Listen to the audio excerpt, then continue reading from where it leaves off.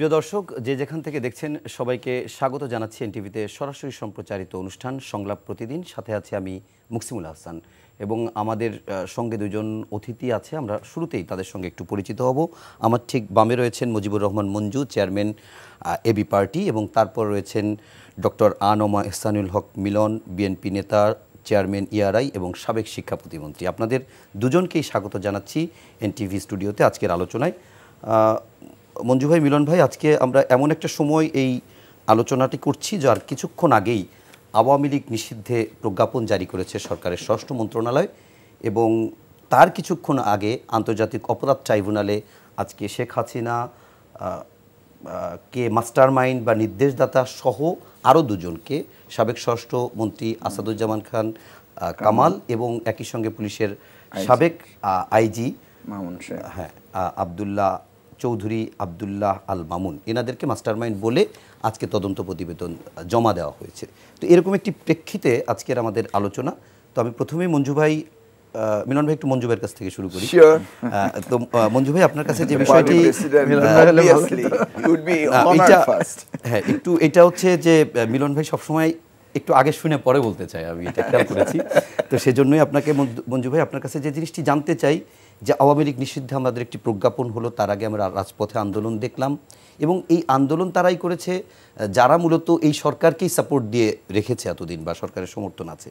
তাহলে সরকারের সমর্থন যাদের, সরকারের প্রতি সমর্থন রয়েছে, তাদের এই রাজপথে নামতে হচ্ছে, মিছিল করতে হচ্ছে, আবার তাদের যেন কষ্ট না হয় সেজন্য ঠান্ডা পানিও দেওয়া হচ্ছে।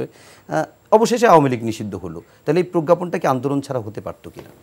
ধন্যবাদ মুকসিমুল হাসান। তবে মিলন ভাই যে প্রথমে বলতে চায় না, এর একটা কারণ আছে। আর কি খুব সতর্ক থাকে, কখন জানি কি অসুবিধা হয় বলতে গিয়ে। আসলে স্বাধীনভাবে যে আমরা কথা বলতে পারবো, কথা বলার যে পরিবেশ, এটা নিয়ে এখনো কখনো কখনো দ্বিধা তৈরি হয়।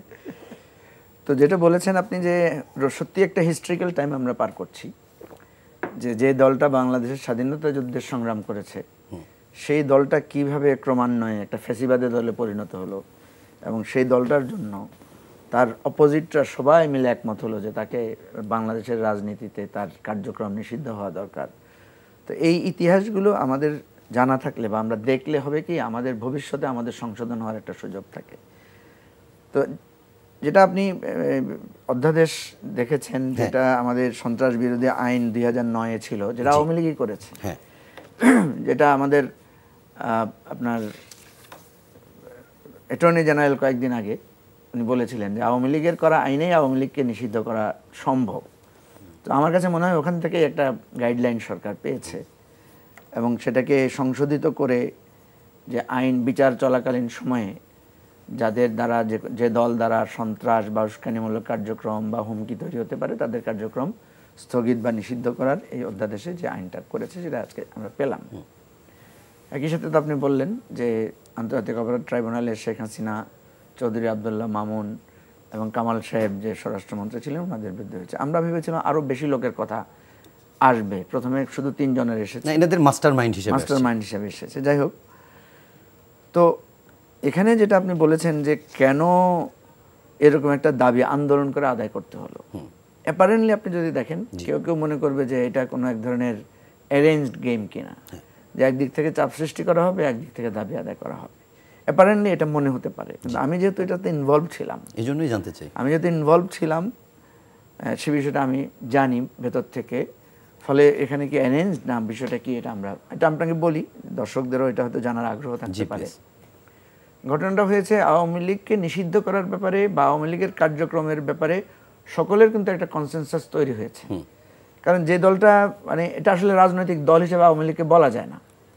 কারণ আমরা অনেক সময় বলি না যে আপনি একটা হোটেল খুলে বসেছেন, কিন্তু দেখা গেলো যে হোটেলের অন্তরালে সেখানে হয়তো একটা খারাপ ব্যবসা আপনি শুরু করেছেন। এই সময় দেখবেন যে হোটেল সিলগালা করে দেওয়া হয়, যে আসলে সে হোটেল না, সে সেখানে অন্য ধরনের একটা বিজনেস চালু করেছে। ঠিক আওয়ামী লীগ কোনো রাজনৈতিক দল না। রাজনৈতিক দলের অন্তরালে একটা প্রাতিষ্ঠানিক সন্ত্রাসবাদ, একটা গুম খুন লুটপাট তন্ত্র। আপনি দেখেন, আওয়ামী লীগকে নিষিদ্ধ করার জন্য একটা তথ্যই যথেষ্ট, শেখ হাসিনার একটা বক্তব্যই যথেষ্ট। উনি বলছেন যে আমার পিয়ন 400 কোটি টাকা আমার পিয়ন সে মালিক, অবৈধভাবে মালিকানা হয়েছে, এবং এই জন্য আমি তার কার্ড কেড়ে নিয়েছি। মানে মানুষকে কত অবহেলা, মানুষকে বাংলাদেশের মানুষের প্রতি কত তুচ্ছতাচ্ছিল্য করলে এটা হতে পারে। এর বাইরে তো আর অনেক ঘটনা। উনি আমাদেরকে নিয়ে উপহাস করেছেন, দ্রব্যমূল্য নিয়ে উনি বলেছেন আপনারা বেগুন দিয়ে খেতে হবে কেন, কুমড়া দিয়ে বেগুনি বানান, কাঁঠাল দিয়ে আপনার বার্গার খান। মানে তুচ্ছ তাচ্ছিল্যের বাংলাদেশে উনি কম করেন নাই, এবং অর্থনৈতিকভাবেও যে এটা করেছেন বিভিন্নভাবে। তো যেটা হচ্ছে যে আওয়ামী লীগ অ্যাকচুয়ালি আর রাজনৈতিক দলের স্ট্যাটাসে নাই। সন্ত্রাসবাদী দলের যে যোগ্যতা, মানবতা বিরোধী দলের যে যোগ্যতা, মানুষের নির্বাচন গণতন্ত্র ধ্বংস করার যে যোগ্যতা, প্রত্যেকটা যোগ্যতায় ওয়ার্ল্ড র্যাঙ্কিং করলে আওয়ামী লীগ টপ র্যাঙ্কিংয়ে থাকবে। তো সেই জায়গা থেকে আমরা দেখেছি যে সব রাজনৈতিক দলগুলো একমত হয়েছে, কিন্তু দ্বিমত ছিল প্রসেস নিয়ে। এবং এনসিপি যেটা করেছে, তারা একটা ধারাবাহিক আন্দোলন শুরু করেছে যে আওয়ামী লীগ নিষিদ্ধের জন্য। তারা একটা প্রোটেস্ট করেছে এর আগে বায়তুল মোকাররমের দক্ষিণ গেটে। আমরা আমাদের বক্তব্যে সব সময় বলেছি যে আওয়ামী লীগ একটা রাজনৈতিক দল আকারে থাকতে পারে না। তবে আমাদের একটা আর্গুমেন্ট ছিল যে আওয়ামী লীগের একটা সাস্টেইনেবল এবং রিজনেবল পথে আওয়ামী লীগের রাজনীতিটাকে আমাদের ফেস করা দরকার। এবং আমরা বলেছি যে আইনগতভাবে বিচারিক প্রক্রিয়া আওয়ামী লীগের ব্যাপারে সিদ্ধান্ত হওয়া দরকার। অ্যাজ ওয়েল এজ বিএনপিকেও আমি বলতে শুনেছি, ওনারাও এই কথাটাই বলেছেন যে বিচারিক পদ্ধতিতে আওয়ামী লীগের বিরুদ্ধে বিচার করা দরকার। বিএনপি নেতা সালাউদ্দিন আহমেদ আমরা ধরেন আমরা দুইটা করতে পারি, আপনার অপরাধের জন্য আমি আপনার ফাঁসি দাবি করতে পারি, আবার আমি আপনার অপরাধের জন্য বলতে পারি যে ওনার বিচার চাই। বিচার কি ফাঁসি হবে না জেল হবে না জরিমানা হবে না আপনি মুক্তি পাবেন, সেটা আলাদা ব্যাপার। দেন ইন প্রিন্সিপাল আমরা বিচার চাই। একটা দলের নিষিদ্ধ চাওয়াটা, একটা লোকের সরাসরি ফাঁসি চাওয়াটা, এটা একটা যৌক্তিক পর্যায়ে থাকে না। তারপরেও আমরা বলেছি যে আওয়ামী লীগ যে অপরাধ করেছে সে নিষিদ্ধ হওয়ার মতো কাজ করেছে, কারণ পৃথিবীতে অনেকগুলো দল নিষিদ্ধ হয়েছে। অন্তত আমি আপনার কাছে 10 থেকে 12টা ইনস্ট্যান্স হাজির করতে পারবো পৃথিবীতে নানা কারণে। আমাদের দেশেও তো হয়েছে, আমাদের দেশেও তো স্টিল এখন অনেকগুলো দল নিষিদ্ধ অবস্থায় আছে। ওই দলগুলোর বিরুদ্ধে সন্ত্রাসের যে অভিযোগ, তার চাইতে 1000 গুণ বেশি অভিযোগ আওয়ামী লীগের তার প্রুভড আছে। আপনি জানেন বিশ্বজিৎকে কীভাবে হত্যা করা হয়েছে, আবরার ফাহাদকে যেভাবে হত্যা করা হয়েছে, এগুলোর দ্বারা তো আদালতে দোষী সাব্যস্ত হয়েছে আওয়ামী লীগ ছাত্রলীগের লোকেরা। তাহলে এগুলো তো একদম অকাট্য প্রমাণ আছে যে তারা কিভাবে সন্ত্রাসবাদ কায়েম করেছে, কিভাবে মানুষকে নৃশংসভাবে হত্যা করেছে। রায়ও হয়েছে অনেকগুলো। হ্যাঁ, রায়ও হয়েছে। আপনি মানবতা বিরোধী অপরাধের চেয়ে তার কি হতে পারে? একটা ছেলেকে আপনি পিটিয়ে পানি খেতে দেন নাই, তাকে মেরেছেন। তারপরে একটা ছেলেকে, সে হিন্দু ছেলে, তাকে শিবির বলে কিভাবে মেরেছেন। তো এখন কথা হচ্ছে যে প্রসেস নিয়ে কথা ছিল। তো প্রসেসের জায়গায় একটা জিনিস ট্রিগার করেছে, সেটা হচ্ছে আব্দুল হামিদ সাহেবের হঠাৎ করে উনি রাষ্ট্র ত্যাগ করা, এবং ওনার যে দেশ ত্যাগের ঘটনাটা নিয়ে একটা নাটকীয়তা আছে।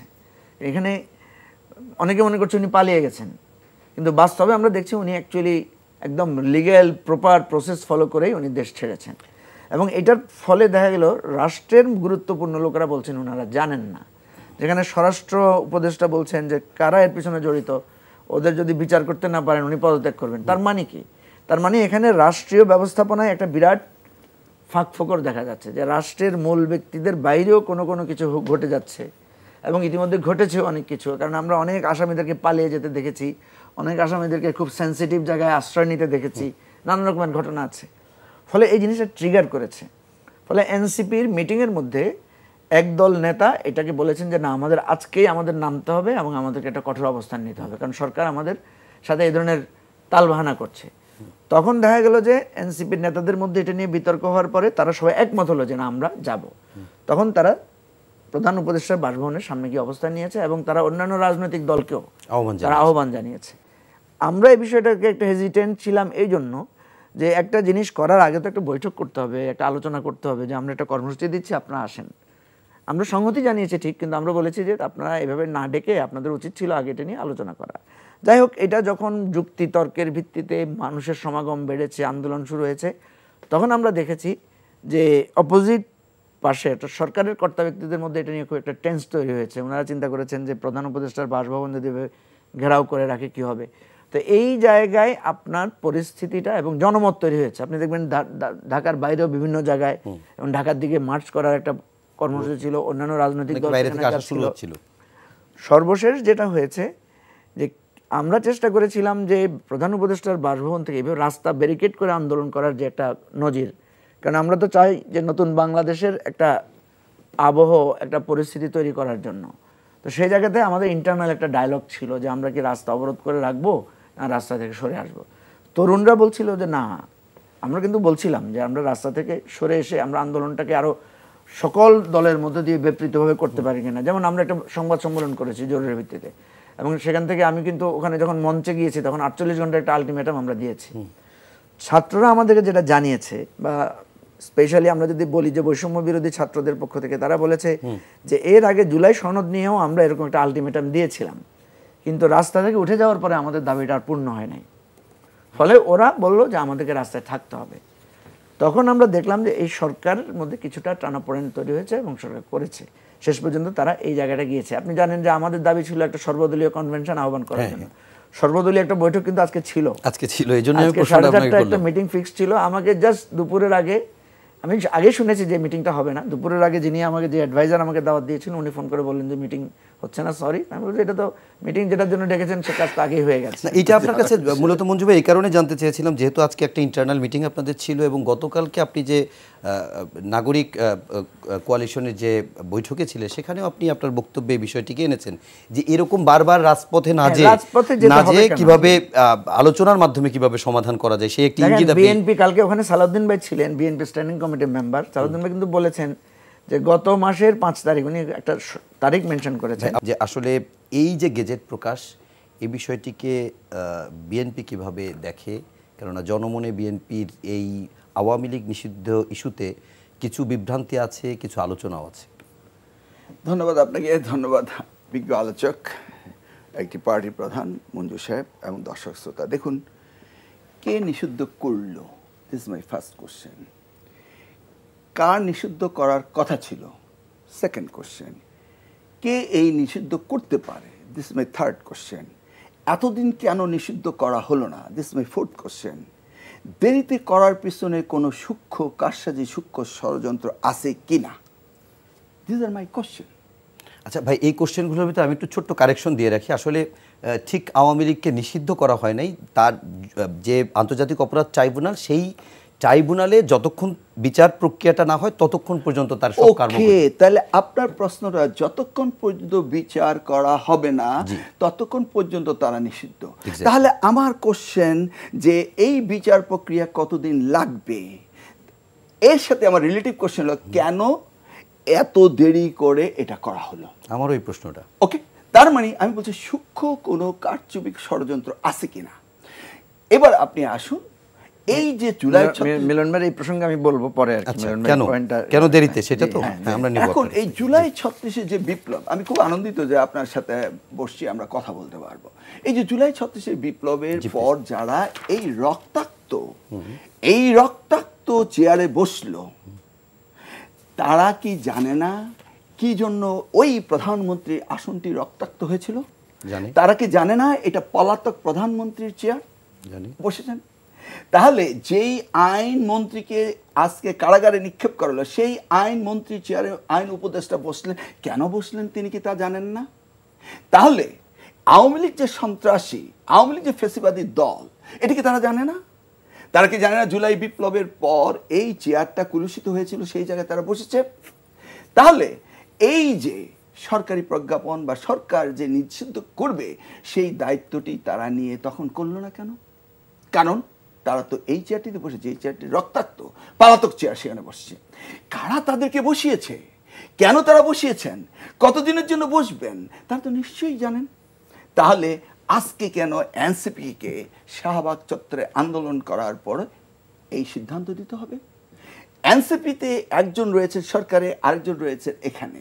আচ্ছা, 10ই ফেব্রুয়ারি সালাউদ্দিন সাহেব আমাদের স্ট্যান্ডিং কমিটি তিনি ক্লিয়ার করে দেন, 10ই ফেব্রুয়ারি তারা সরকারকে বলেছে যে নিষিদ্ধের ব্যাপারে সিদ্ধান্ত নিতে হবে, তারা আইসিটি কোর্টে যাবে। আমি মঞ্জু সাহেব কত টকশোতে আমরা বলেছি যে আইসিটি কোর্টে তো তারা পাঠাতে পারেন, কারণ আওয়ামী লীগ এখনো কাজ করেনি যেই ইন্ডিকেটরে বলা হবে আওয়ামী লীগকে নিষিদ্ধ করা যায় না। বা আমরা যদি 71 থেকে শুরু করি, আওয়ামী লীগ যে একটা ফেসিবাদী চরিত্র, তারা ফেসিবাদ রাজনীতি করেছে, তারা সন্ত্রাসী রাজনীতি করেছে, তারা জাসদের গণবাহিনীকে হত্যা করেছে, তারা 75-এ এসে তারা যে এই গণতন্ত্রকে হত্যা করেছে, একদলীয় শাসনতন্ত্র কায়েম করেছে, যেটা 75-এর পট পরিবর্তনের পরে শহীদ রাষ্ট্রপতি জিয়া রহমান তিনি বহুদলীয় গণতন্ত্রের প্রবর্তক হয়েছেন। এগুলি তো ঘটনা প্রভাব, এগুলি তো জানে। তাহলে আওয়ামী লীগ যে দলীয়করণ কোন মাত্রায় নিয়েছে, আজকে পুলিশ প্রশাসন, এই সরকার পারছে না পুলিশকে চালাতে, কারণ দলীয়করণে এমন মাত্রায় গিয়েছে যে পুলিশ পালিয়ে গিয়েছিল। এই যারা এই সহযোগিতা করেছিল এই আওয়ামী লীগ সরকারকে, সেই আমলাদেরকে নিয়েই তো এই সরকার এই রাষ্ট্রকে চালাচ্ছে।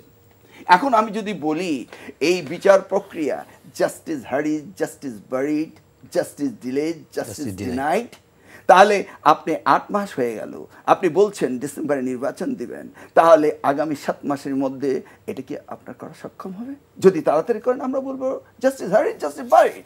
তাহলে আমি কি সেই জায়গায় সেই সূক্ষ্ম জিনিসটি দেখতে পাচ্ছি না যে তাদের বিচার যদি না হয় তাহলে ইনক্লুসিভ ইলেকশন করা যাবে না। ইনক্লুসিভ কিন্তু আমরা বলিনি, বিএনপি কখনো বলে, এটা ইউনাইটেড নেশনসের সেক্রেটারি জেনারেল বলেছে দে ডিমান্ড ইনক্লুসিভ ইলেকশন। সেটা অন্যান্য দেশের লোকরা বলেছে আমাদেরকে যে ইনক্লুসিভ ইলেকশন করতে হবে। তো ইনক্লুসিভ ইলেকশন যদি মনে করেন আওয়ামী লীগ নিয়ে করতে হয়, তাহলে আপনি মে মাসে এসে করলেন আজকে এটা, তাহলে বিচার করতে ডিলে হবে। তার মানে কি it is another step two delay the election. এই জন্য আমি বলেছি দেরিতে কেন করা হলো। তাহলে আসেন, তারা এই জায়গায় বসেছে, তাদের এই দায়িত্ব, যদি তারা এখানে বসেই বলে দিত যে আওয়ামী লীগের এই রক্তক্ষয়ী সংগ্রাম আমরা করেছি আওয়ামী লীগের বিরুদ্ধে, সেই জন্য আমরা বসছি, তারা যদি 3 টার্ম জন্য নিষিদ্ধ ঘোষণা করে দিত, তাহলে কি ইউনাইটেড নেশন বলতো যে ইনক্লুসিভ ইলেকশনের কথা? তাহলে কি ডিপ্লোমেটরা বলতো ইনক্লুসিভ ইলেকশনের কথা? আর যদি 3টি টার্ম কন্টিনিউয়াসলি তাদেরকে নিষিদ্ধ করতো, তাহলে এদেশের তরুণ সমাজ 15 বছরে তারা বুঝতে পারতো, তারা শিখতে পারতো, জানতে পারতো যে এই রাষ্ট্র পরিচালনা আওয়ামী লীগ কতটা ফ্যাসিবাদী, কতটা তারা সন্ত্রাসমূলক আচরণে দেশকে করেছে। কোন সেক্টরটা তারা ধ্বংস করেনি ক্ষমতায় থাকার জন্য? সেই জায়গায় এই আওয়ামী লীগ যে আগামী দিনে কোন সেক্টরে করবে না সেটা তো আমরা দেখছি। এই সরকার কি 2 হাতে 2টি কার্ড নিয়ে জিগেল খেলছে না? এক কার্ডে বিএনপি আর কার্ডে আওয়ামী লীগ। কারণ আওয়ামী লীগ যদি দুর্বল হয়ে যায় তাহলে হয়তো বা তারা ভেবেছে বিএনপি অত্যন্ত শক্তিশালী হবে। এই ধরনের চিন্তা চেতনা ধারণা কি তাদের নেই? আমাদের সেই অ্যানালাইসিসগুলি করতে হবে। দেখুন আজকে এই যে পলক সাহেবের তারা একটি স্টেটমেন্টে বলেছে স্পিকারকে সংসদ ভবন থেকে সেনানিবাসে নিয়ে যাওয়া হয়েছে, সেখানে তিনিও ছিলেন। এই স্পিকার কোথায়? কেউ তো বলেনি, বলতে তো পারে। এই স্পিকার যদি আজকে বাংলাদেশের মাটিতে থেকে থাকে এবং শেখ হাসিনা, পলাতক হাসিনা বলেছে যে আমি পদত্যাগ করিনি, বলেনি এই কথাগুলো, তাহলে আজকের প্রেক্ষাপটটা তো কোন জায়গায় রয়েছে? যে জায়গাতে ভারতে বসে উস্কানিমূলক আচরণ করছে শেখ হাসিনা, এই প্রশ্নের অবতারণাগুলি হচ্ছে না? তার মানে শান্তিপূর্ণভাবে এই দেশটি এগিয়ে যাবে। দেখুন আমাদের প্রিয় নেতা জনাব তারেক রহমান বলেছে যৌক্তিক সময় তাদেরকে দেওয়া হবে। এটাও উনি বলেছেন যে এই সরকার যদি কোনো অবস্থায় ফেল করে তাহলে রাষ্ট্র ফেল করবে। তাহলে বিএনপিকে এই কার্ড দিয়ে বিএনপিকে কেন আজকে বলা হচ্ছে বিএনপিতে এটা নেই সেটা নেই? That question has to be resolve. তাহলে এই সরকারকে কেন, ওই যে আপনি বললেন একদিকে পানি বিতরণ করছে, আরেকদিকে তারা আন্দোলন করছে, এই আন্দোলনে তাদের যেতে হবে কেন? তাদেরই তো সরকার। ইয়েস। তাহলে এই সরকার সেই জন্যই বলছে যে নির্বাচন ডিসেম্বর থেকে জুন হবে। আমরা কি বলেছি? শুধু আমরা একটা রোড ম্যাপ চাই। এটাকে অতিরঞ্জিত করে বলা হয়েছে নির্বাচন নির্বাচন নির্বাচন। বিএনপি বলছে নির্বাচন ছাড়া কি কোনো সলিউশন আছে? নির্বাচন হয়নি বলতে আমরা নির্বাচনের প্রসঙ্গটা একটু আমি আসছি না, আমি বলছি একটু পরে আসবো। এইভাবে কথা বলা হচ্ছে নির্বাচন হয়নি বলে তো ফ্যাসিস্টের জন্ম হয়েছে। তাহলে কোন কিতাবে লেখা আছে যে বিএনপিকে নিয়ে মানুষ এই ধরনের কথাগুলো বলবে? সালাউদ্দিন সাহেব কি স্পষ্টভাবে বলেনি? স্পষ্ট করেছেন। মির্জা ফখরুল ইসলাম কি স্পষ্ট বলেনি? যখন আপনারা এই সিদ্ধান্ত নেননি ওই রক্তাক্ত চেয়ারে বসে, তখনই তো বলেছেন যে ইয়াস ইন্টারন্যাশনাল কোর্টে পাঠানো হোক। কেন? কারণ দল হিসাবে তাদের বিচার করা যায়। আমরা বহুবার বলেছি, কারণ সভানেত্রী হিসাবে, দলীয় সভানেত্রী হিসেবে তিনি জেনোসাইডের জন্য আহ্বান করেছেন। সেই আহ্বানের জন্যই তো তাকে সেটাতে ঘায়েল করা যায় না, করা যায় না। সেই জায়গাটি আমি একটু মঞ্জু ভাই, মিলন ভাই বেশ কিছু প্রশ্ন তুলেছে, প্রশ্নগুলো জনমনে আছে, আমার ভিতরেও আছে। সেটি হচ্ছে যে একটি প্রশ্নের কথা বললেন যে এত দিন পর কেন? কারণ আমরা আন্তর্জাতিক অপরাধ ট্রাইব্যুনালের আইন যখন সংশোধন করা হয় তখন আমরা দেখেছি যে এই ক্যাবিনেট মিটিংয়েই থেকে এটা বাদ দেওয়া হয়েছে। তাহলে তখন বাদ দিল সেই ক্যাবিনেট, এখন মানলো, তার মানে রাস্তায় নামাই ঠিক আছে?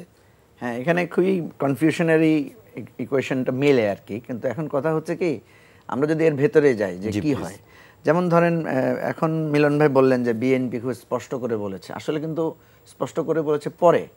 প্রথম দিকে কিন্তু বিএনপি বলেছে নিষিদ্ধ করার আমি কে, সরকার। পরশুদিনও দেখা গেলো বিএনপি বলেছে যে জনগণ সিদ্ধান্ত নেবে। এবং এই যে একবার এক এক রকমের কথা, মানুষের মধ্যে একটা কনফিউশন তৈরি হয় যে কিভাবে আসলে কে কি চায়। যেমন জামাতেরও কিন্তু দেখবেন কনফিউশনারি কথা আছে, একবার বলেছে যে আমরা ক্ষমা করে দিলাম, আবার বলছে বারবার ফ্যাসিবাদ বলতে ভালো লাগে না, আবার এরপরে কিন্তু আবার সংশোধন করে বলেছে না আওয়ামী লীগের কোনো ক্ষমা নাই। ঠিক সরকারও আপনার মনে থাকার কথা, সরকার বলেছে আমরা নীতিগতভাবে আমরা আওয়ামী লীগ নিষিদ্ধের সিদ্ধান্ত নাই আমাদের, একদম মনে আছে। তাহলে এই জায়গাটায় প্রথম কথা হচ্ছে যে বিএনপি, জামাত এবং সরকার ওনাদের মধ্যে এই কনফিউশনটা কেন ছিল? থাকার প্রধান কারণ হচ্ছে আমাদের বিদেশি বন্ধুরা, আমাদের ইউনাইটেড নেশনস বলেন, আমেরিকান দূতাবাস বলেন, ইউরোপীয় ইউনিয়ন বলেন, তারা যখনই আমাদের সাথে ডায়লগে গেছে তারা প্রত্যেকেই বলেছে তোমরা কি আসলে মানে আওয়ামী লীগ নিষিদ্ধ চাও কিনা। আমরা বলেছি দেখো আওয়ামী লীগ যে কাজগুলো করেছে পৃথিবীতে তোমরাই কিন্তু এই ধরনের নিষেধাজ্ঞা দিয়েছো। আমেরিকানরা স্যাংশন দেয় না আমাদের বিভিন্ন বাহিনীকে, যে বাহিনী আমেরিকা ট্রেন করেছে র্যাবদেরকে, সেই আমেরিকা তো র্যাবকে স্যাংশন দিয়েছে। হোয়াই? কারণটা তো সেই স্যাংশনটা দিয়েছে তো এই কারণে যে বিকজ অফ তার নানা অপকর্ম তার কাছে রিপোর্ট গিয়েছে বলে। তাহলে একটা দল অপকর্ম করলে তার বিরুদ্ধে কি ব্যবস্থা নেওয়া যাবে না? নেওয়া তো যাবে। আমরা বলেছি যে আমরা একটা লিগ্যাল প্রসিডিউর আর জুডিশিয়াল প্রসিডিউরের মধ্যে আমরা সেটা চাই। এখন দেখেন একটা পর্যায়ে দেখা গেলো বিএনপিও একই কথা আসলো, জামাতও একই কথা আসলো, সরকার কেন ডিলে করলো, যেটা মিলন ভাই প্রশ্ন করেছেন। আমরা যেটা জানতে পেরেছি সেটা হচ্ছে ডক্টর ইউনূসের পজিশন ছিল যে যেহেতু আওয়ামী লীগকে ইউনাইটেড নেশনসই একটা গণহত্যাকারী দল হিসাবে প্রাইমারিলি তাদের যে রিপোর্ট সেখানে কিন্তু তারা উল্লেখ করেছে যে আওয়ামী লীগ একটা গণহত্যাকারী দল, এবং সেকেন্ডারি রিপোর্টে যদি এটা স্টাবলিশড হয়, প্রফেসর ইউনূস চিন্তা করছেন যে আওয়ামী লীগ সারা পৃথিবীতেই নিষেধাজ্ঞার মধ্যে পড়বে। এবং এটা কিন্তু হতে পারে আমরা যদি প্রপারলি ইউনাইটেড নেশনসে আমরা যদি এটা আন্তর্জাতিক ট্রাইব্যুনাল যেটা আছে, যদিও সেটা ট্রাম্প আবার সেই আন্তর্জাতিক আদালতকে স্বীকার করে না, আইসিসিকে, আইসিসিতে যদি এটা হয় এবং আমাদের রাষ্ট্রের উচিত আইসিসিতে মামলা করা শেখ হাসিনার বিরুদ্ধে। ফ্যাক্ট ফাইন্ডিং মিশনের যে প্রতিবেদন জাতিসংঘে সেটা দিয়েই করা যায়, সেটা দিয়ে করা যায়। তো সেজন্য বলছি যে ডক্টর ইউনূস ওয়েট করছিলেন যে ইউনাইটেড নেশনসের ওই রিপোর্টের সূত্র ধরে বা ওইটার মাধ্যমে ইন্টারন্যাশনালি আওয়ামী লীগের বিরুদ্ধে একটা ব্যবস্থা নেওয়ার ব্যাপারে, তখন এটা আমাদের গায়ে আর ছাপ আসবে না। উনি হয়তো চেয়েছিলেন যে বিদেশিদেরকে এক ধরনের উনি বুঝ দিবেন বা তাদের সাথে উনি ডিল করবেন যে দেখো আমরা আমাদের কোনো পলিটিক্যাল পার্টিকে আমরা ব্যান করি না বা এটার জন্য করি নাই। আমাদের আর্গুমেন্ট ছিল আপনি আওয়ামী লীগকে রাজনৈতিক দল আকারে বিচার করছেন কেন? বিএনপিকেও আমরা একই কথা বলেছি যে আপনারা আওয়ামী লীগকে পলিটিক্যাল পার্টি আকারে দেখছেন কেন? যে দল আপনার নেত্রীর বাসার সামনে বালুর বস্তা বসিয়ে রাখতে পারে, যে আপনার অফিস ভেঙে লোকদেরকে নিয়ে যেতে পারে, জামাতের লোকদেরকে এভাবে ফাঁসি দিতে পারে, তাহলে জামাত বিএনপি কেন আওয়ামী লীগকে তারা রাজনৈতিক দল হিসেবে বিবেচনা করে? আমি একটা এখানে ক্রিটিক্যাল কথা বলি আপনাকে, এটা হয়তো ওনাদের দুই পক্ষেরই একটু খারাপ লাগতে পারে। একটা হচ্ছে আওয়ামী লীগ যতক্ষণ অ্যালাইভ থাকবে ততক্ষণ অ্যান্টি আওয়ামী লীগ ফোর্স কিন্তু সব সময় মনে করবে যে তাদের লিডার হচ্ছে বিএনপি, কারণ বিএনপি হচ্ছে বড় shelter in terms of Awami লীগের ফ্যাসিজম অ্যান্ড আমাদের ভারতীয় আধিপত্যবাদ, এর বিরুদ্ধে বড় শক্তি আকারে আছে বিএনপি। সুতরাং বিএনপি মনে করে আওয়ামী লীগের থ্রেট যতক্ষণ থাকবে ততক্ষণ পর্যন্ত বিএনপি হবে টপ পপুলার পার্টি। অন্যদিকে জামাত মনে করে আওয়ামী লীগ সাপেক্ষে বিএনপি জামাতকে মূল্যায়ন করবে। আওয়ামী লীগ যদি না থাকে জামাতের ভোটের তো বিএনপির আর দরকার নাই, কারণ বিএনপি এমনিতেই ইলেকশনে মিলন ভাই উনার আসনে অনায়াসে জিতবে। যখনই আওয়ামী লীগ কাউন্টারে আসবে তখনই মিলন ভাইয়ের দরকার হবে জামাতের 10-20,000 30,000 ভোট। তো জামাত চিন্তা করে আওয়ামী লীগ যদি না থাকে তাহলে তো যেমন বিএনপি এখন জামাতের সাথে জোট করতে চাচ্ছে না, বিকজ অফ আওয়ামী লীগ নাই, মানে অ্যাপারেন্টলি মনে করছে তারা আওয়ামী লীগ নাই। তো এনিওয়ে আমি রাজনৈতিক যার যার হিসাব সে মেলাবে, এতে কোনো অসুবিধা নেই, কিন্তু আপনি ছলনা করবেন কেন? মুখে বলবেন আওয়ামী লীগ নিষিদ্ধ চাই, আবার আপনি অ্যাপ্লিকেবল জায়গায় করবেন না। তাহলে কি মঞ্জু ভাই এই মানে রাজনৈতিক দলগুলোর এই দ্বিচারিতার কারণেই এটা ঠেকেছিল? আমি দ্বিচারিতা বলবো না, আমি বলবো যে এই যে কৌশলগত জায়গাটা, তারা যে কৌশলগত অবস্থানে যেটা হয় কি একটা সময় গিয়ে আপনার কৌশলটা কাজ করে না। যেমন আজকে যেটা হয়েছে দেখেন, এনসিপি যখন আন্দোলনে নামলো বা ডাক দিল, তারা কিন্তু একটা পর্যায়ে গিয়ে এটাকে একটা নন পলিটিক্যাল শেপ দিতে চেয়েছিল। তখন দেখা গেল কিছু দল গিয়ে সেখানে আবার পলিটিক্যাল শেপ দিয়েছে, তারা সেখানে গিয়ে দলীয় স্লোগান দিয়েছে, ফলে এটা কিন্তু ব্যাকফায়ার করেছে। বিজয়ের পরে কিন্তু এখন দেখেছেন তাদের মধ্যে একটা দ্বন্দ্ব লেগে গেছে যে গোলাম আজমের বাংলায় আওয়ামী লীগের ঠাঁই নাই, এই ধরনের নানা। এইটা নিয়েও আমার একটু প্রশ্ন আছে। আমি তার আগে মিলন ভাইয়ের কাছে একটা বিষয় একটু জানতে চাই যে মিলন ভাই, আপনি যে প্রশ্নটা করেছিলেন তার ভিত্তিতে মঞ্জু ভাই তার মতো করে একটি ব্যাখ্যা বা তিনি বলেছেন, কিন্তু আপনি বিচার নিয়ে বলছিলেন যে বিচারের সময়সীমা বেঁধে দেওয়া নিয়ে। এই প্রসঙ্গে আজকে চিফ প্রসিকিউটরকে প্রশ্ন করা হয়েছিল, তাজুল ইসলাম, তিনি বলেছেন মামলা দ্রুত নিষ্পত্তির জন্য চাপ না দিয়ে প্রসিকিউশনের উপর আস্থা রাখার আহ্বান জানিয়েছেন। তো এই যে প্রক্রিয়াগুলো শুরু হচ্ছে, কিংবা দেখা যাচ্ছে যে সেই আমরা যদি বলি যে আন্তর্জাতিক অপরাধ ট্রাইব্যুনালে যখন যুদ্ধ অপরাধের মামলা দিয়ে জামাতের নেতাদেরকেও ফাঁসি দেওয়া হয়েছে, বিএনপি নেতাদেরও ফাঁসি দেওয়া হয়েছে, তখনও বলা হয়েছে যে এক ধরনের মব তৈরি করা হচ্ছিল। তো এখন উনি কি এই প্রেক্ষিতে বলছে যে কোনো মানে প্রেশার কি আসলে দেওয়াটা ঠিক কিনা?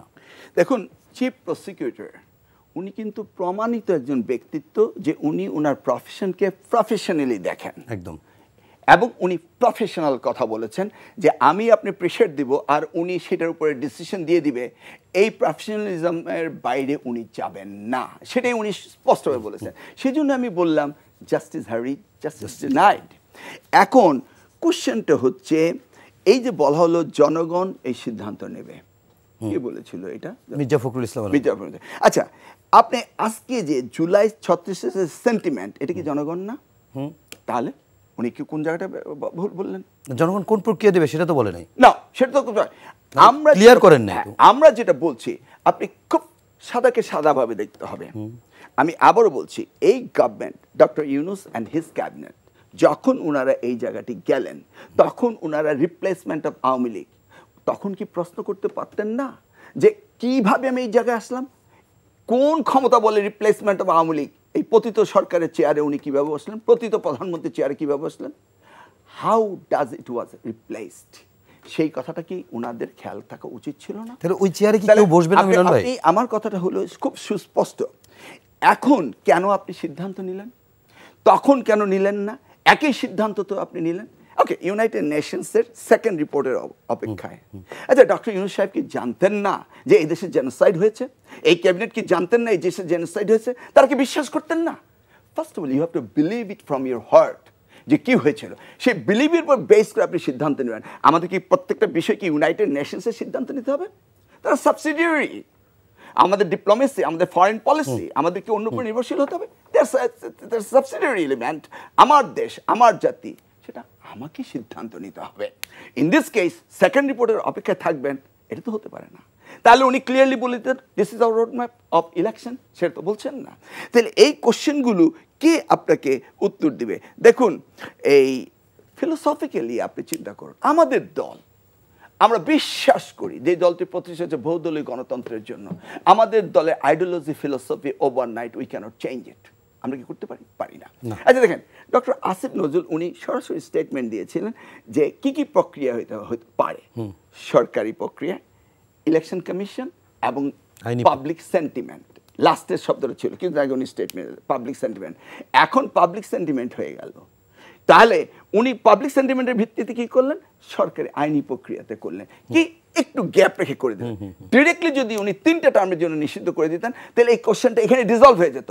এখনো ওনারা বিশ্বাস করেন না যে আওয়ামী লীগ এই জেনোসাইড করেছে। যদি এই এই দায়িত্বে যেই উপদেষ্টাগণ এসছেন, গত পরশুদিন রাতে যারা মিটিং করেছেন, তারা যদি বিশ্বাস করে থাকে মনে প্রাণে বাংলাদেশে হাসিনা জেনোসাইড করেছে, পলাতক প্রধানমন্ত্রী, তাহলে তারা সেখানেই সিদ্ধান্ত নিতে পারতো 3বারের জন্য এই আওয়ামী লীগকে নিষিদ্ধ ঘোষণা করলো। তারপরে আসুক new generation, let them decide. তারা এখনো মনে প্রাণে বিশ্বাস করেন না, কারণ এই ক্যাবিনেট তাদের কয়েকজন they are not victim, they don't understand what they did.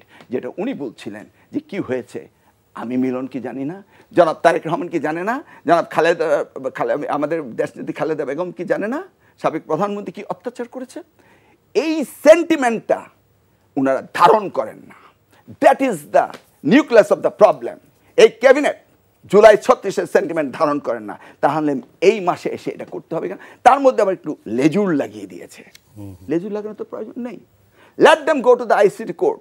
কেন সরকার তাদেরকে অবাঞ্ছিত করলো, কেন সরকার তাকে নিষিদ্ধ করলো, সেই ব্যাপারে আওয়ামী লীগ মামলা করবে সরকারের বিরুদ্ধে। এটা অপোজিটে তো হতে পারতো। আমি মঞ্জু ভাই আপনার কাছে একেবারে মিলন ভাই শেষ দিকে যে কথাগুলো বলেছেন সেটি ধরে একটু জানতে চাই।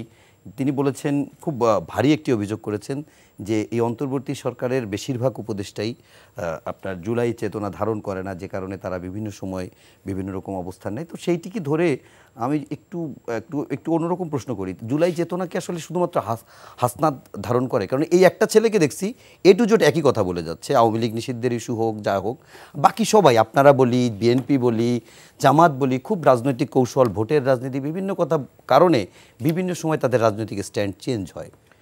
প্রথম কথা হচ্ছে চেতনা শব্দটার সাথে আমার একটা আপত্তি আছে। এই শব্দটা আমাদের খুবই মানে ইউজ হয়েছে গত 53-54 বলে আমরা শব্দটা বলি অঙ্গীকার। জুলাইয়ের অঙ্গীকার কি? জুলাইয়ের অঙ্গীকারের প্রধান অঙ্গীকারই হচ্ছে পরিবর্তন। জি।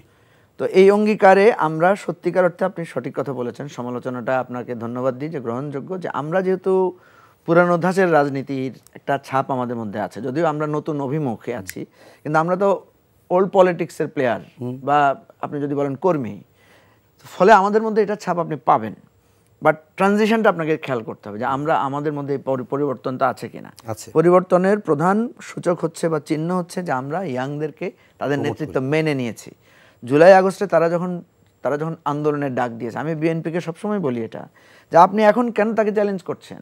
জুলাই আগস্টে তো তাকে জিজ্ঞেস করেন না যে বাবা তুমি কেন ঢাকা ব্লকেট দিচ্ছ, তুমি কে, সেটা তো প্রশ্ন করেন নাই। সে ব্লকেট দিয়েছে, আপনি সাপোর্ট দিয়েছেন। সে শাটডাউন দিয়েছে, আপনি শাটডাউনকে সাপোর্ট করেছেন।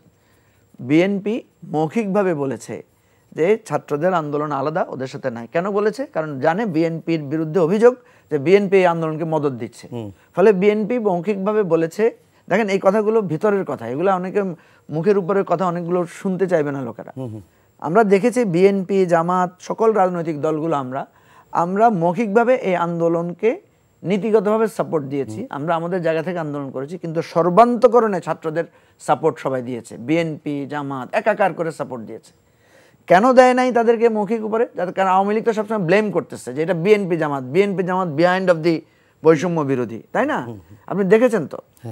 তো ছাত্ররা যখন ওই যে তুমি কে আমি কে রাজাকার বলে স্লোগান দিল, তখন তো আরো সুযোগ পেয়ে গেল। আপনারা ওবায়দুল কাদের তো সেদিন বলেই ফেললো যে এই তো একটা সুযোগ, তারা তো সেই সুযোগটা নিয়েছে। পরের দিন যুবলীগ, ছাত্রলীগ লাগিয়ে দিয়েছে, হামলা করেছে। আমি যেটা বলছি যে ভাই, বাস্তবতাটা সবাই বলেন, সবাই সবার দুর্বলতাটাও দেখেন। স্বীকার করি আমরা যে ছাত্রদের আন্দোলনকে আমরা একটা সক্রিয় আন্দোলনে রেখেছি, আমরা তাদেরকে নীতিগতভাবে সাপোর্ট দিয়েছি। তারাও কিন্তু তখন আমাদের সাপোর্ট চায় নাই, তারা চেয়েছিল যে তাদের আন্দোলনটা একটা অরাজনৈতিক আন্দোলন আকারে থাকুক। আচ্ছা, যখন তারা মূল স্ট্রাইকিং ফোর্স আকারে মুভ করেছে, যখন তাদেরকে গ্রেফতার করেছে, তাদেরকে উপর চড়াও হয়েছে, তাদেরকে রিমান্ডে নিয়েছে, তাদের গায়ের রক্তের দাগ, গুলি করে মানুষ মারা হচ্ছে, তখন কিন্তু রাজনৈতিক দলগুলো সম্পূর্ণ, আপনার খেয়াল আছে যে আমরা যেদিন গুলিবদ্ধ হয়েছি মিছিল করে, সেদিন কিন্তু বিএনপি গায়েবানা জানাজা দিয়েছিল। আপনার ভুলে যাওয়ার কথা না, আপনি তো রিপোর্টিং করেন। এটা রিপোর্টিং করি, এটা মনে হয় সম্ভবত জুলাইয়ের 15 তারিখ। তাহলে আপনি বলেন, তাহলে আপনি বিএনপিকে কেন দেখতে পাচ্ছেন না বৈষম্য বিরোধী আন্দোলন? আপনি দেখতে পাচ্ছি। এবং বিএনপিকে কি গায়েবানা জানাজা পড়তে দিয়েছিল? সেদিন গুলি করে আপনার মুহুর্মুহু আপনার বিস্ফোরণ ঘটিয়ে, গ্রেনেড বিস্ফোরণ ঘটিয়ে বিএনপিকে করতে দেয় নাই। তাহলে এই জিনিসগুলো আমরা ভুলে গেলে হবে না। আমাদের কথা হচ্ছে যে আমরা এই আন্দোলনকে তার সক্রিয় জায়গায় থাকতে দিয়েছি, কিন্তু একটা জায়গায় কি আমরা মার্জ করে ফেলেছি, যার কারণে তো আমরা সবাই জীবনের ঝুঁকি মধ্যে পড়েছি। মঞ্জু ভাই, আমি একটু এইটার সঙ্গে আরো একটা প্রশ্ন মিলে একটু করি, আপনার সরি ইন্টারাপ্ট করার জন্য। সেটা হচ্ছে বিএনপিকে একটা রোল আমরা দেখেছি সব সময়, কিন্তু দেখা যাচ্ছে যে 5 আগস্টের পরে বিএনপির রোল নিয়ে কোশ্চেন তৈরি হচ্ছে। আবার বিএনপি জামাত গত 15-17 বছর দেখেছি একসাথে কাজ করতে, সেখানে জামাতের যুদ্ধোপরাধী ট্যাগ বিএনপির কাছে এখন বেশি দৃশ্যমান হচ্ছে। আবার গত পরশুদিনও জামাতকে সাথে নিয়েই এনসিপি এই আন্দোলনটা করলো। যেই আন্দোলন বাস্তবায়ন হলো, তখন তারা বলছে যে জামাত শিবিরেরও ঠাঁই নাই বা তাদেরও এর মুখোমুখি হতে হবে, এই ধরনের ভারী কথা। বা তারা যে কাজগুলো করেছে, শিবিরের সঙ্গীত ওখানে পরিবেশন করা হয়েছে, আরও কিছু কাজ করা হয়েছে, সেগুলো নিয়ে তারা আপত্তি তুলছে। এই দ্বিচারিতা আর বলবো না, এই এরকম পরস্পর বিরোধী হয়ে যাচ্ছে আমাদের ওল্ড ফেনোমেনা। আচ্ছা, আমরা যখনই সুযোগ পাই, আমি মনে করি যে আমি শ্রেষ্ঠ। এখন এখানে যদি আপনি বলেন, দেখবেন আমি আমার কৃতিত্ব বলবো, আমি মিলন ভাইটা বলতে চাইবো না। যদি মিলন ভাই সেটা চাইবে না, কারণ মিলন ভাই সবসময় চায় আমাদেরকে উনি সবসময় আপার হ্যান্ড দেন। আমি যেটা বলছি যে এই যে দেখেন, আপনি যদি একদম সাদা চোখে দেখেন, আপনি দেখবেন কোত্থেকে ডিক্লাইন করে যাচ্ছে আন্দোলনটা। যখনই ছাত্ররা মনে করছে যে আমরাই সব, বিএনপি কিছু না, এখন বিএনপিও ঠিক তখনই শুরু করলো তোমরা কারা। কথা বুঝছেন? এখানে মানে 2-2 খেলার ড্র আর কি। বিষয়টা যদি এমন হতো যে ছাত্ররা বলছে আমরাই সব করেছি, বিএনপি কিছু করে নাই, বিএনপি যদি বলতো হ্যাঁ তোমরাই সব করছো, তোমরাই করেছো, আসলে তাহলে গেমটা তোমরাই আমাদের সন্তান, তোমরা করেছো বলেই আমাদের রক্ত থেকেই তো তোমাদের জন্ম, তোমরাই তো আমাদের উত্তরাধিকার, তোমাদেরকে আমরা স্যালিউট করি, তোমরাই আমাদের বীর। তাহলে কিন্তু খেলাটা আর ওইভাবে যায় না, ইগোতে লাগে না। ছাত্ররা যদি বলতো যে আমরা আমাদের কাজটা করে দিয়েছি লাস্ট মুহূর্তে এসে, কিন্তু আপনারা এই আন্দোলনটা ধারণ করেছেন 15 বছর 17 বছর, আপনাদের রক্ত, বেগম জিয়ার, জামাতের, এবি পার্টির সকলের কথা বলতো, তাহলে কিন্তু হতো না। এখন কথা হচ্ছে এই যে আমরা আলোচনাগুলো করছি, এই সমালোচনার মধ্যে দিয়ে কিন্তু আমাদের ভুলগুলো ধরা পড়বে, এবং ভুল থেকে আমরা যদি সংশোধন হই তাহলে আমাদের যে প্রত্যাশা যে আমরা একটা নতুন রাজনৈতিক বন্দোবস্ত দেখতে চাই সেটা হবে। আর যদি না হয় তাহলে একটা শুধু এই লিমিটেড প্রাপ্তিটাই হবে, যে আওয়ামী লীগের পতন হয়েছে কিন্তু ঘুরে ফিরে আবার আমরা আমাদের পুরানো বৃত্তে, যেটা আপনি এখন জামাত বিএনপির মধ্যে দেখতে পাচ্ছেন। বিএনপি জামাতকে বলছে স্বাধীনতা বিরোধী, জামাত বিএনপিকে বলছে টেম্পো স্ট্যান্ড দখলকারী। তো বাবা, টেম্পো স্ট্যান্ড যদি বিএনপি দখল করে এটা তো নতুন করে না, বড় দল হিসেবে তাদের এটা যে যত বড় দল তত বড় বদনামি হয়। আর জামাতও তো নতুন 71-এর স্বাধীনতা বিরোধী না, তাহলে বিএনপি যেটা বলছে, এই জন্যই বলছি যে এই পুরনো ধাঁচের রাজনীতিটা আর এগিয়ে নেবেন কিনা আপনারা, কারণ এটা মানুষের মধ্যে এটা শুনতে চায় না, নিউ জেনারেশন এটা নিয়ে বদার না। আমি খুবই, আপনি যে রিলেটেডটা করেছেন, যেটা খুব রিসেন্টলি যেটা হয়েছে, যে সেখানে শিবিরের জামাতের লোকেরা গিয়ে যখন স্লোগান দিয়েছে যে গোলাম আজমের বাংলায় আওয়ামী লীগের ঠাঁই নেই ইত্যাদি, তখনই কিন্তু সেখানে একটা রিজার্ভেশন তৈরি হয়ে গেছে। কারণ সবাই মনে করেছিল যে এটা একটা কমন গ্রাউন্ডে আমরা আন্দোলন করতে এসেছি, এখানে আমরা কোনো দলীয় স্লোগান দিব না। যখনই সেখানে দলীয় স্লোগান উঠেছে তখনই কিন্তু এই কথাগুলো এসেছে, এবং এখন কিন্তু এনসিপি আবার খুব স্ট্রং পজিশন নিয়ে নিচ্ছে যে 24-এর জন্য যারা ক্ষমা চাইতে হবে, 71-এর জন্য তাদেরকে ক্ষমা চাইতে হবে, এরকম একটা গ্রাউন্ডে চলে গেছে। এখন কথা হচ্ছে আপনি এই গ্রাউন্ডকে কিভাবে ডিল করবেন। শিবিরের বা জামাতের লোকদেরকে আমি দেখলাম যে এটাকে আর্গুমেন্ট দিয়ে ডিল করছে না, বরং কাদা ছড়াছড়ি দিয়ে ডিল, মানে সোশ্যাল মিডিয়ায় নেগেটিভ ক্যাম্পেইন। যেমন দেখলাম যে আমরা মাহফুজ আলমের 14 গোষ্ঠী, তার ব্যক্তিগত চরিত্র, তাকে নানাভাবে হেয় প্রতিপন্ন করা হচ্ছে। কেন আমরা কি আর্গুমেন্টে যেতে পারি না যে কেন তুমি 71-এর বা 24-এর প্রসঙ্গটা মিলে? আর্গুমেন্টের পলিটিক্সটা তো আমরা করা উচিত। এই জায়গাটায় আমি মনে করব সবার কাছে আমার খুব রিকোয়েস্ট থাকবে, প্লিজ আর আগের জায়গায় ফিরে না যাই, কিছু নতুন জায়গায় আসেন, নতুন আলোচনায় আসেন। আপনি গেছেন, আন্দোলন সফল হয়েছে, বেস্ট, আপনি তাদেরকে এখানে যাই আবার ঝগড়াঝাটি, আবার নতুন কথা তোলার দরকার নাই। আর ছাত্রদেরও উচিত, আমি দোনোপক্ষের ত্রুটি দেখছি, দোনোপক্ষকে বলবো যে যার অবদান যতটুকু তাকে ততটুকু স্বীকৃতি দিতে হবে। মিলন ভাই, আমরা শেষের দিকে আছি, আপনি এই প্রসঙ্গে যদি বলেন। এই প্রসঙ্গেই বলে ফেলি। হ্যাঁ, তাহলে বলে। দেখেন, পলিটিক্সের রণকৌশল বলে একটা কথা রয়েছে। there is a reasonable reason BNP যেভাবে কাজ করেছেন।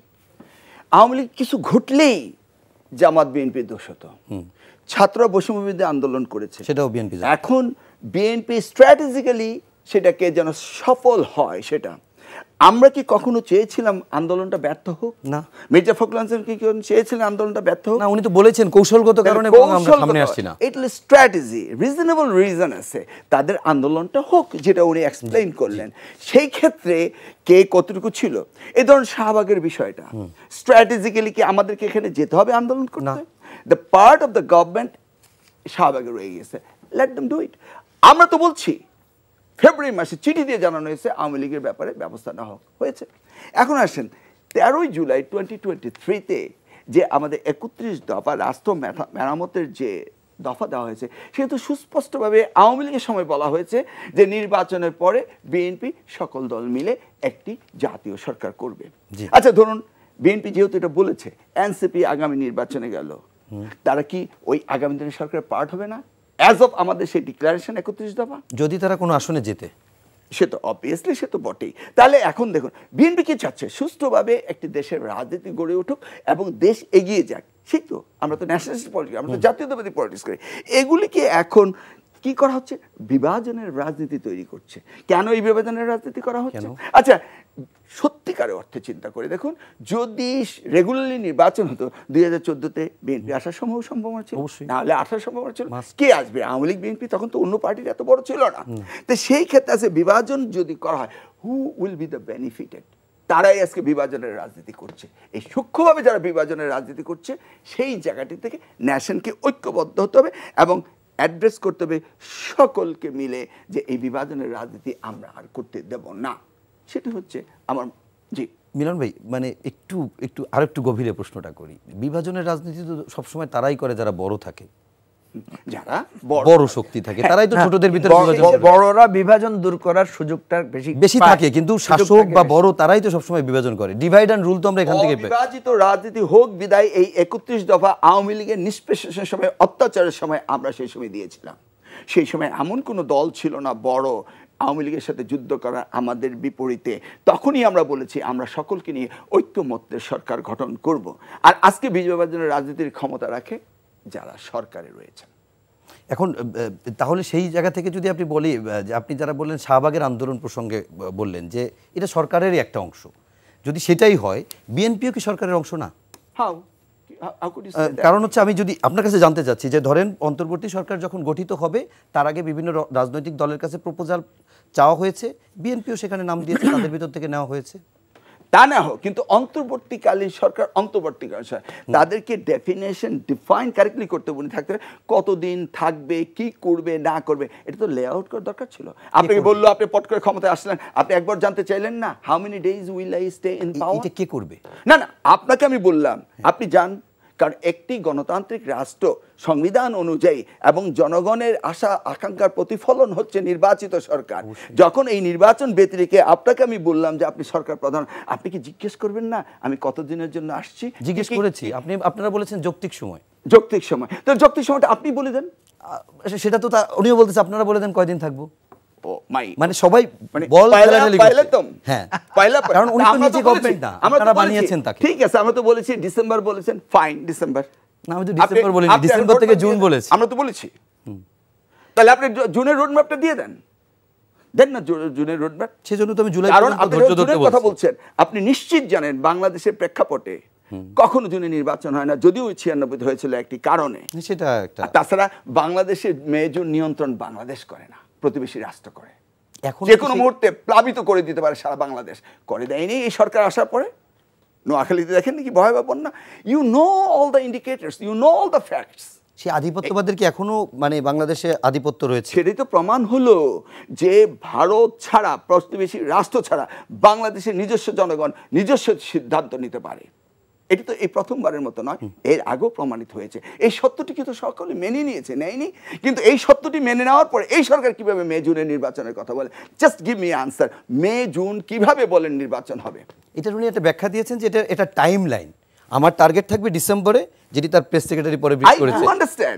এটা সর্বোচ্চ পর্যন্ত। আপনি মে জুনকে বাদ দিয়ে স্পেল আউট করেন, কারণ মে জুনে নির্বাচন করার সক্ষমতা বাংলাদেশের কোন সরকারে নাই যারা প্রতিবেশী বিদ্বেষী। They can open the switch anytime. Exact মাস যদি উনি বলে দেয় তাহলে নির্বাচন কমিশন কি করবে? ও সেটি তো আর কি বিষয়। তো নির্বাচন কমিশনকে তো সরকারকেই বলতে হবে। নির্বাচন কমিশন এটা কি কেয়ারটেকার গভর্নমেন্ট? না, এখানে তাহলে আপনি একটা কাজ করেন, হাইকোর্টে কেয়ারটেকার গভর্নমেন্টের রিটটা রয়েছে, সেটা শুনানি করে ফেলেন, করে কেয়ারটেকার কনসেপ্টকে আবার রিহ্যাবিলিটেট করেন, করে কেয়ারটেকার কাছে ছেড়ে দেন। তাহলে তো আমরা জানি 90 ডেজে নির্বাচন হয়ে যাবে। সেটা তো হতেও পারে শেষ 30 দিনে, শেষ 90 দিনে হতে পারে। ভাই আপনি চেয়ারে আছেন, আপনি বলুন। আপনি বিভাজন করে বিএনপির দিকে তীর নিক্ষেপ করবেন না। বিএনপি অনেস্ট পলিটিক্স করছে। বিএনপি আমরা কি করেছি না করেছি জাতি জানে, আমরা কতটুকু ভুক্তভোগী আমরা জানি, তাই না? তাহলে এই আন্দোলন সফল হোক, এই সরকার সফল হোক, এই রাষ্ট্র একটি প্রগতিশীল রাষ্ট্র হোক এবং জাতীয়তাবাদী শক্তির জয় হোক। আমরা তো সেটাই চাই। জাতীয়তাবাদী বলতে আমি দল বলি, ন্যাশনালিস্টিক বাংলাদেশের জয়। বাংলাদেশে যারা জাতীয়। অনেক অনেক ধন্যবাদ ডক্টর আনোয়ার ইহসানুল হক মিলন এবং মুজিবুর রহমান মঞ্জু, আপনাদের দুজনকেই, এবং সেই সাথে দর্শক আপনাদেরকেও ধন্যবাদ জানাচ্ছি কষ্ট করে এতক্ষণ ধরে এই অনুষ্ঠান দেখার জন্য। শেষ করার আগে শুধু এতটুকু বলবো যে আন্দোলনের মাধ্যমে, যে গণ অভ্যুত্থানের মাধ্যমে একটি ফ্যাসিবাদী ব্যবস্থার বিলোপের মধ্য দিয়ে নতুন বাংলাদেশের আকাঙ্ক্ষার সৃষ্টি হয়েছিল এদেশে, সেই আকাঙ্ক্ষা পূরণের জন্য নিশ্চয়ই শান্তিপূর্ণভাবে আমরা এগিয়ে যাব। সেই সঙ্গে ন্যায় বিচারের মাধ্যমে আইনের শাসন প্রতিষ্ঠা হবে এই দেশে, সেই প্রত্যাশা রেখে আজকের মতো শেষ করছি। সবাই ভালো থাকবেন, সুস্থ থাকবেন। শুভ সন্ধ্যা।